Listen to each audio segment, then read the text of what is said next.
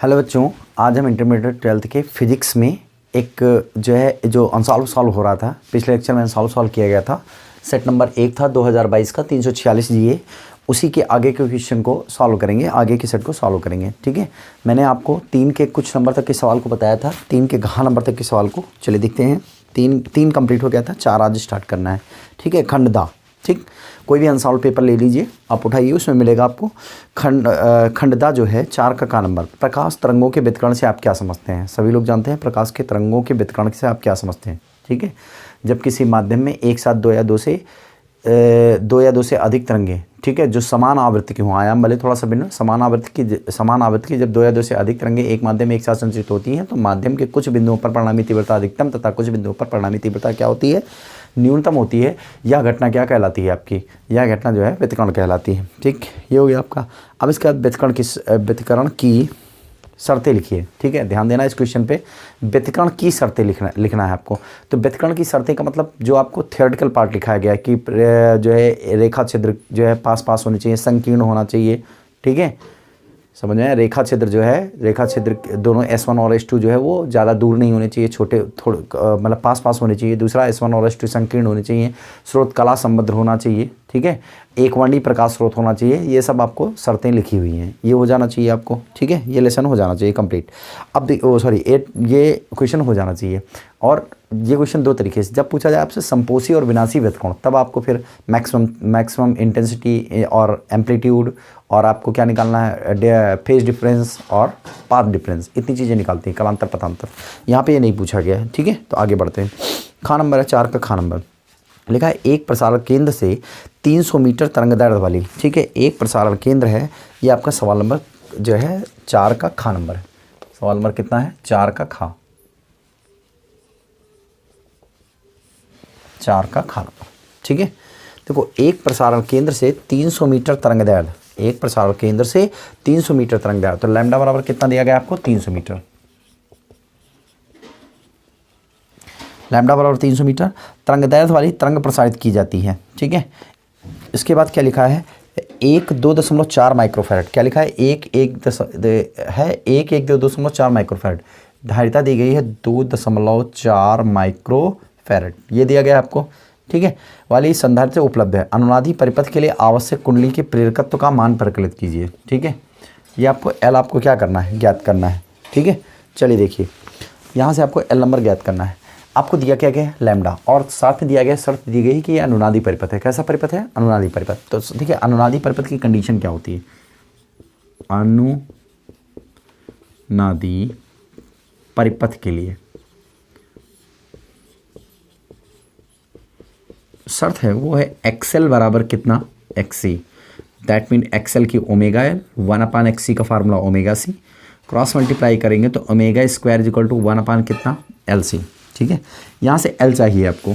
ठीक है, क्या चाहिए? एल।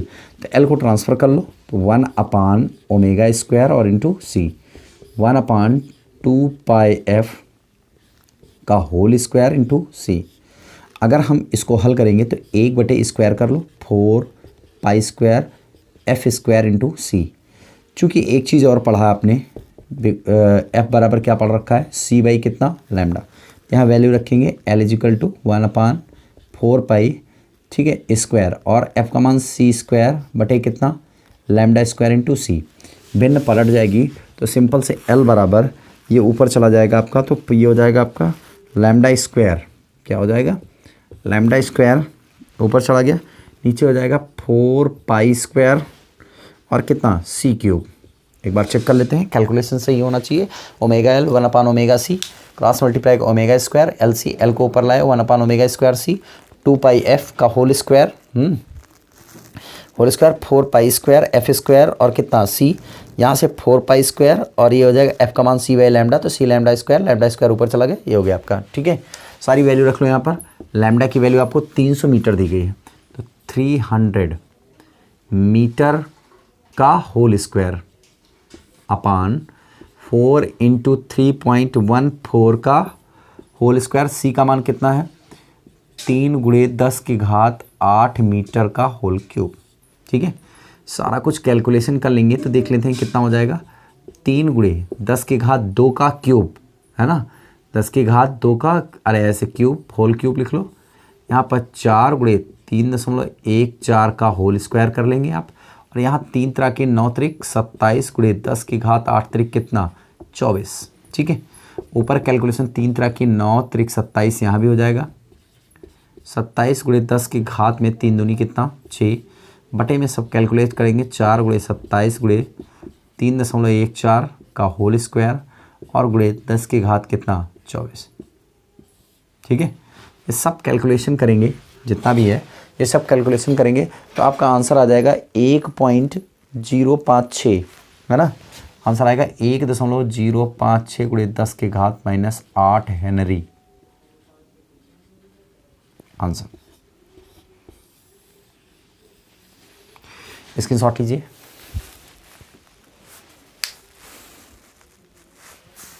चलिए देखिए आगे, 4 का खा नंबर हो गया।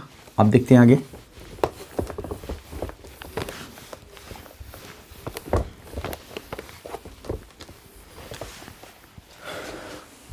देखिए 4 का खा हो गया।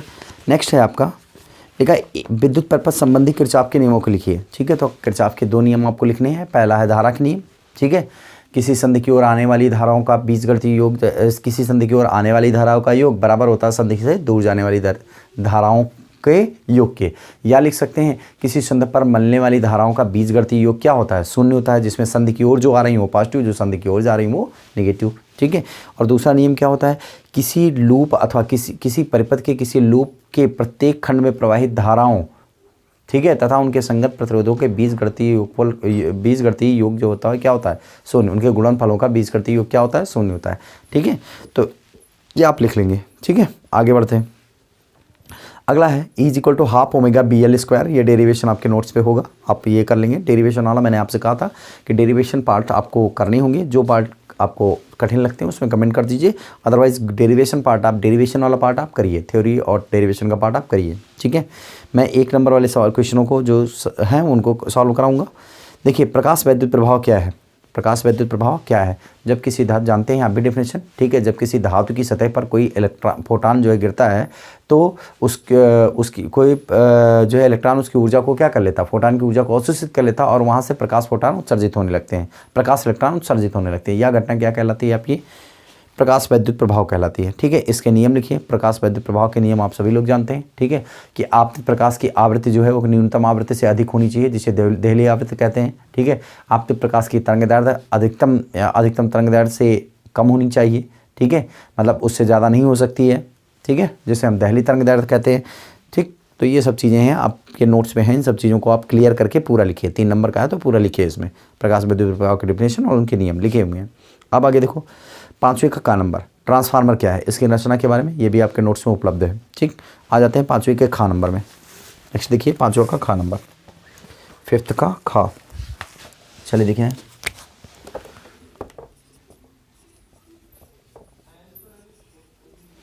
मैंने आपसे कहा कि मैं अनसॉल्व को केवल आपके जो न्यूमेरिकल्स हैं, ठीक है, छोटे मोटे मतलब जो न्यूमेरिकल्स हैं उनको बताएंगे और फिर ऑप्शनल क्वेश्चन सॉल्व कराएंगे 1-1 नंबर वाले क्वेश्चन में, जिसका एक्सप्लेनेशन दूंगा। बाकी जो थ्योरेटिकल पार्ट है वो आपसे मैं बार बार कर रहा हूँ, आप उसको अच्छे से तैयार करिए। ठीक है, न्यूमेरिकल भी पहले आप अटैम्प्ट करिए फिर देखिए। अब आगे देखिए 5 का खा नंबर लिखा है 2 × 10 की घात -10 मीटर। क्या लिखा है, 2 × 10 की घात -10 मीटर त्रिज्या के वृत्ताकार मार्ग पर। ठीक है, R बराबर लिखा है 2 × 10 की घात -10 मीटर। ठीक है, 2 × 10 की घात -10 मीटर त्रिज्या के वृत्ताकार मार्ग पर एक इलेक्ट्रॉन 3 × 10 की घात 6 मीटर पर सेकेंड। वेलोसिटी दी गई है आपको 3 × 10 की घात 6 मीटर प्रति सेकेंड है की दर से एक समान साल से चक्कर वृत्ताकार मार्ग के केंद्र पर उत्पन्न चुंबकीय क्षेत्र की गणना कीजिए। ठीक है, देखिए बी आपको क्या करना है, फाइंड करना है और केंद्र पर फाइंड करना है। तो सीधी सी फार्मूला होता है B = μ0 I/, कितना 2R। ये होता है, I पता नहीं है तो I अलग ज्ञात कर लेते हैं। I बराबर आपने पढ़ रखा है Q/, कितना T पढ़ रखा है ना। दूरी बराबर क्या होता है, दूरी बराबर होता है समय बराबर दूरी बटे चाल। तो Q बटे कुल दूरी कितनी हो जाएगी, सर्कुलर पाथ पर घूम रहा है ना, कोई इलेक्ट्रॉन है जो सर्कुलर पाथ पर घूम रहा है, तो कुल दूरी कितनी हो गई 2πr, है ना, R त्रिज्या की, तो 2πr और इसकी चाल भाई देखो समय बराबर दूरी बटे चाल, तो ऊपर दूरी हो गई बटे चाल, पलट देंगे तो ये हो जाएगा क्यू वी अपान कितना 2πr, Q V upon 2πr। तो यहाँ वैल्यू रख लेंगे आई की, तो b is equal to mu naught और आई की जगह पर रखेंगे बटे में 2r और इनटू ये हो जाएगा क्यू वी अपान कितना 2πr, है ना। तो ये हो जाएगा आपका mu naught Q V upon 2 दूनी 4πr²। म्यू नॉट की वैल्यू रखो 4π इंटू 10 की पावर -7। क्यू की वैल्यू एक इलेक्ट्रॉन है तो 1.6 इंटू 10 की पावर -19, और साथ में वी की वैल्यू वेलोसिटी ऊपर दी गई है 3 × 10 की घात कितना 6। ये हो गया आपका 3 × 10 की घात 6 और बटे 4π अपनी जगह पर रहने दो, आर की वैल्यू रख लो 2 × 10 की घात -10 का होल स्क्वायर। हो गया 4π से 4π कैंसिल, ओवरऑल आप कैलकुलेशन कर लीजिए, मैग्नेटिक फील्ड आपको यहाँ से मिल जाएगी। क्लियर है, ठीक है, वैल्यू रखी है, आप कैलकुलेशन कर लीजिए, आपको आंसर यहाँ से मिल जाएगा। समझ में आया कि नहीं है, ठीक है, तो आप इसका स्क्रीनशॉट ले सकते हैं, ले लीजिए।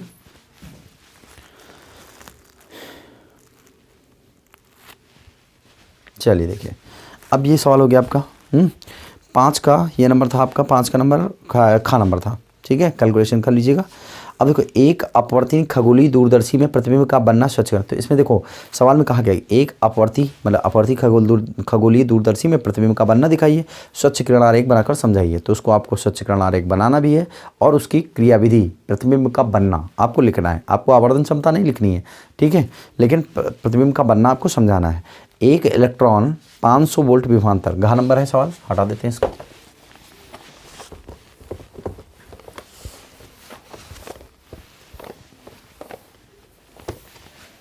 ठीक है, चलिए देखते हैं 5 का घ नंबर।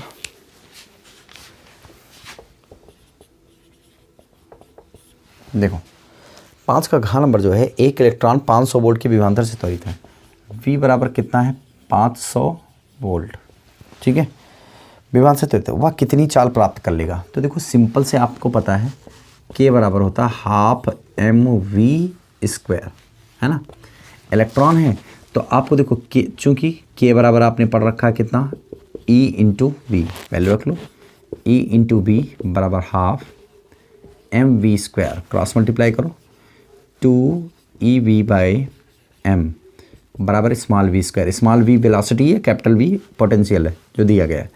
तो यहाँ से आप देखिए v² बराबर 2, इलेक्ट्रॉन का चार्ज 1.6 इंटू 10 की पावर -19, वोल्टता दी गई है आपको 500 बटे में 500 और m का मान रख लीजिए, ये हो जाएगा आपका इलेक्ट्रॉन का है ना, तो 9.1 इंटू 10 की पावर -31 kg।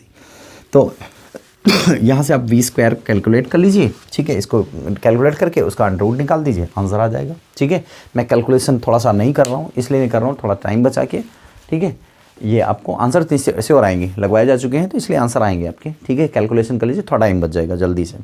ठीक है, चलिए हो गया इसके साथ, चलिए आगे बढ़ते हैं। 5 का घ नंबर कंप्लीट हो गया। देखिए 5 के घ के बाद आपका बचता अपवाह वेग अथवा वाला। देखो 5 के घ का अपवाह वेग तथा अनुगमन वेग और विद्युत धारा के बीच संबंध I = NeA/VD आपको प्रूव करना है, मालूम है। बोहर के परमाणु के अपघृत लिखकर समझाइए। तो तीनों अपघृत लिखनी है। ठीक है, पहले अपघृत के अनुसार इलेक्ट्रॉन केवल उन्हीं कक्षाओं में गति कर सकते हैं। ठीक है, केवल उन्हीं कक्षाओं में गति कर सकते हैं जिनका कोणीय संवेग h/2π का पूर्ण गुणज हो। ठीक है, दूसरी क्या बताई उन्होंने, इन कक्षाओं को स्थायी कक्षा है और स्थायी कक्षाओं में घूमते हुए इलेक्ट्रॉन जो है ऊर्जा का उत्सर्जन नहीं करते हैं, दूसरी बात बताई। और तीसरी बात बताई, जब किसी परमाणु को बाह्य स्रोत से ऊर्जा प्राप्त होती है तो उसका कोई निम्न ऊर्जा स्तर का इलेक्ट्रॉन किसी उच्च ऊर्जा स्तर में चला जाता है, वहाँ कुछ देर रुककर लगभग 10⁻⁸ सेकंड रुककर पुनः हुआ किसी न किसी निम्न ऊर्जा स्तर की कक्षा में क्या करता है, वापस लौटता है। और वापस लौटते समय दोनों कक्षाओं की ऊर्जा के अंतर के बराबर की ऊर्जा को वैद्युत चुंबकीय तरंग के रूप में क्या करता है, उत्सर्जित करता है। क्लियर है, तो ये तीनों हो गया, उसकी तरंगदैर्ध्य निकाल लीजिए आप। ठीक, तो 5 नंबर कंप्लीट होता है। ठीक है, पीछे देखिए 6 नंबर सवाल में लिखा हाइगेंस की तरंग सिद्धांत के आधार पर प्रकाश के तरंगों के परावर्तन के नियम की व्याख्या कीजिए। ठीक है, हाइगेंस के तरंग सिद्धांत के आधार पर प्रकाश तरंगों के परावर्तन के नियम की व्याख्या कीजिए। ठीक है, आपको ये वीडियो भी मिल जाएगा, ठीक है, लेक्चर में पढ़ा हुआ है, आप पीछे कहीं भी जाके हाइगेंस थ्योरी वाले उसमें लेक्चर में ये लेक्चर पुनः देख सकते हैं। तो बार बार इसको रिपीट करने से कोई मतलब नहीं है, जिनको नहीं आता और आना भी चाहिए, नोट्स पे भी मिलेगा। एक पतली एकल झिल्ली द्वारा एक वर्णी प्रकाश के विवर्तन की व्याख्या कीजिए। ठीक है, केंद्रीय उच्चिष्ट की कोणीय चौड़ाई का व्यंजक ज्ञात कीजिए, ये भी आपको आता होगा। ठीक है, ये भी कर लीजिए। अब देखिए, फोटोडायोड की संरचना कार्यविधि वर्णन कीजिए। फोटोडायोड भी आपको तैयार करना खुद से। 7 का 8वां नंबर देखिए, ठीक है, मैंने कहा था थ्योरेटिकल पार्ट आप खुद तैयार करिए। देखिए 7 का 8वां नंबर, किसी प्रिज्म का अपवर्तन कोण। ठीक है, हटा दें इसको। 7 का 8वां नंबर देखिए, 7 का 8वां वाला है।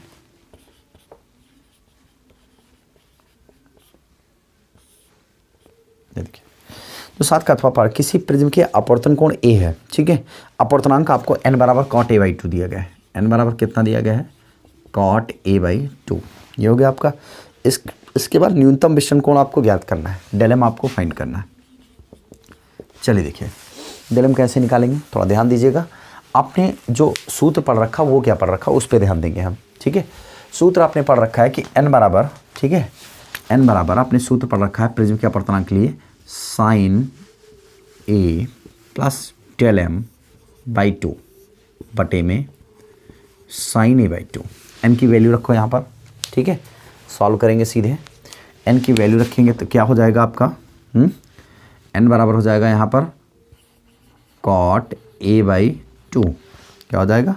cot a/2। यहाँ पर हो जाएगा sin a plus del m by 2 upon में sin a/2। ठीक है, sin a plus del m by 2 बटे में कितना? sin a/2। अब देखिए यहाँ पर cot a/2, देखिए cot a/2 को आप लिख सकते हैं cos a/2 बटे में sin a/2 है यहाँ।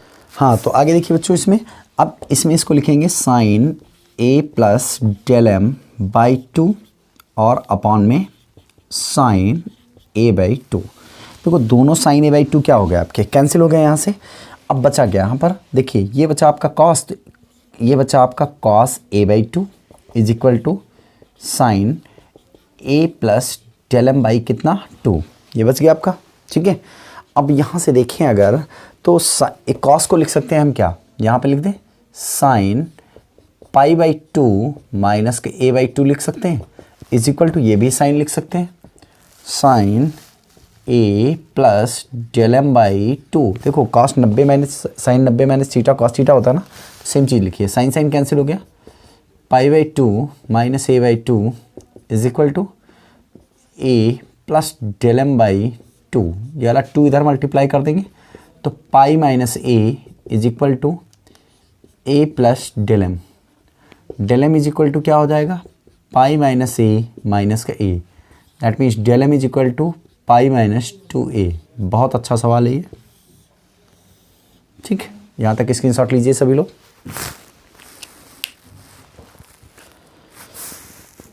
चलिए आगे देखिए,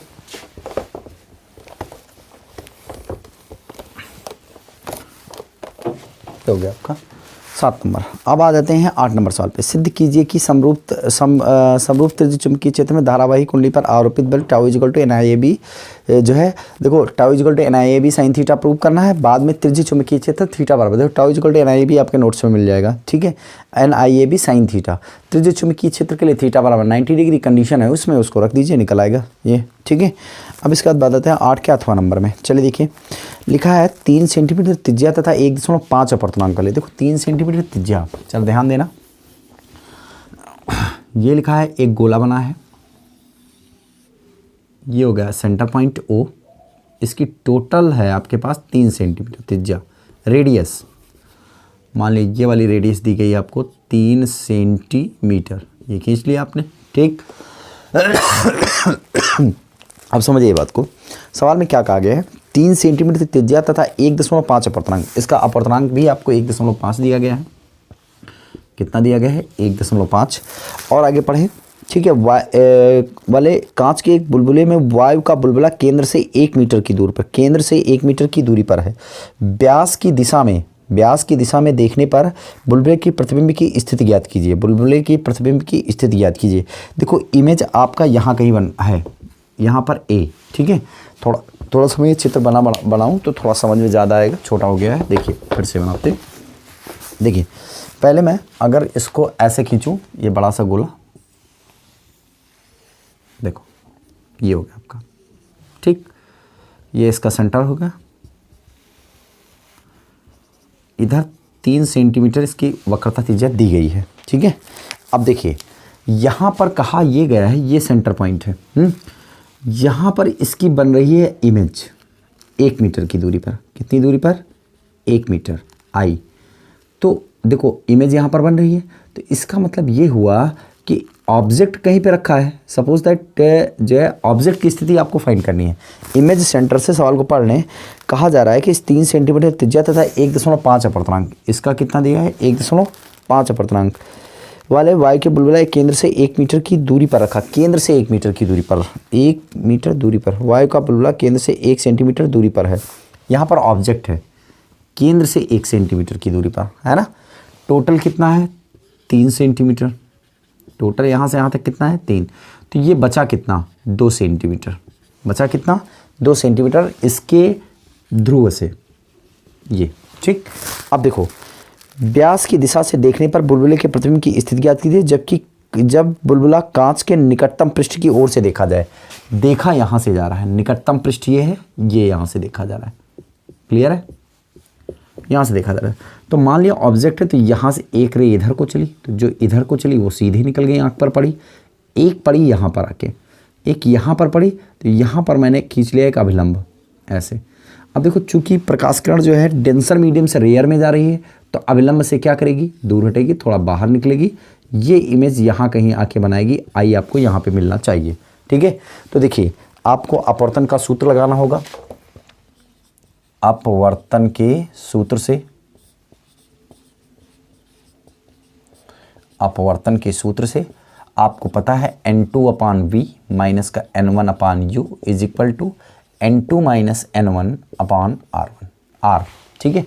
देखो ये वाला देखा इधर से जा रहा है, तो रेडियस इधर को नापी जाएगी, प्रकाश किरणें उधर को जा रही हैं, तो मतलब R कैसा हो जाएगा?